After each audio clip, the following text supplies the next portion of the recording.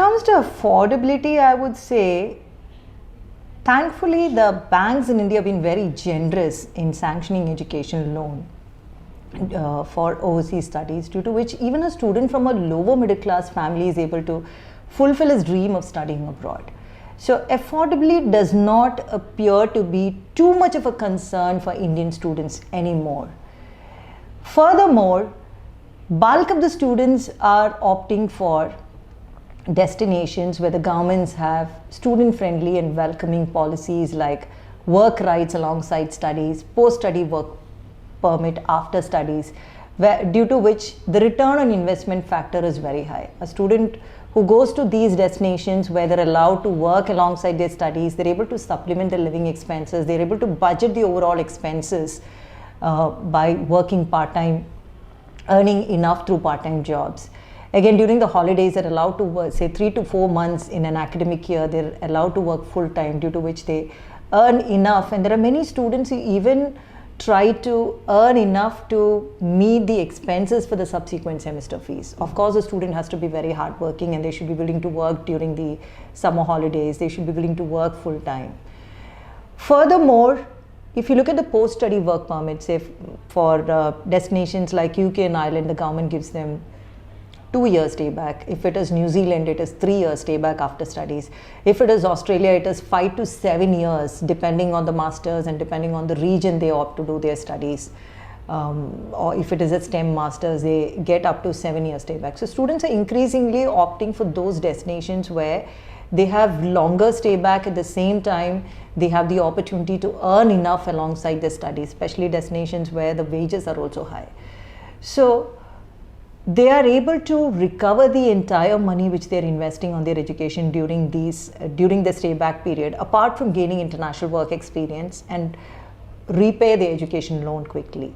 So owing to this trend, affordability does not appear to be a major stumbling block for any student who's wanting to study abroad these days. Now, in terms of a destination which is very affordable, well, Germany is a destination for students to watch out for, because to study in a public university in Germany, students are not required to pay any fees. And again, it's a very strong economy. The employment outcomes are pretty strong. The government gives them 18 months stay back post their studies. So Germany is a destination for students who are looking at pursuing their studies in a place where they're not required to shell out much money. Germany is a destination definitely for them to watch out for. Norway is another example for students who are wanting to study in a place where they're not required to pay any fees, because in public universities in Norway, they're not required to pay any fees. However, the government doesn't offer post-study work permit. Now, there are destinations where they can look at studying at a very affordable fees, like Latvia, Lithuania, Poland, Portugal, Italy. These are destinations where they're required to shell out somewhere between 1.5 to 3 lakhs, where they can look at studying at a very, very affordable fees. However, the number of takers for these destinations are very less, owing to factors like poor employment outcomes. The employment outcomes have not been very encouraging post-studies.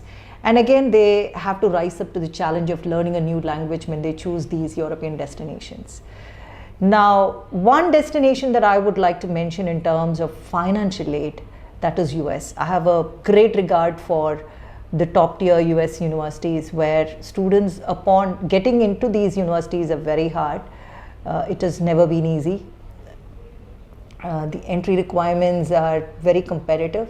However, if a student is able to make it to one of those Ivy Leagues, Ivy Leagues or top tier universities like Columbia or Yale or Princeton or Harvard or Stanford or MIT, they can look at studying with full financial aid. Even a student from a lower middle class family, they need not worry about the expenses, because the universities will cover even the expenses for their living expenses. So this is something which many of the students are not aware of.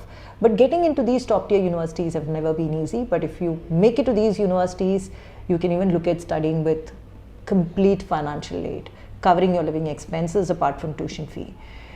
And again, I have a great regard for UK for the fact that they've been very generous when it comes to offering bursaries for Indian students. Indian students are quite fortunate to be in a position to study in British universities, their bachelor's and master's with bursaries apart from merit-based scholarships. Apart from merit-based scholarships, they can also look at studying with bursaries. So that way it has been very, very encouraging.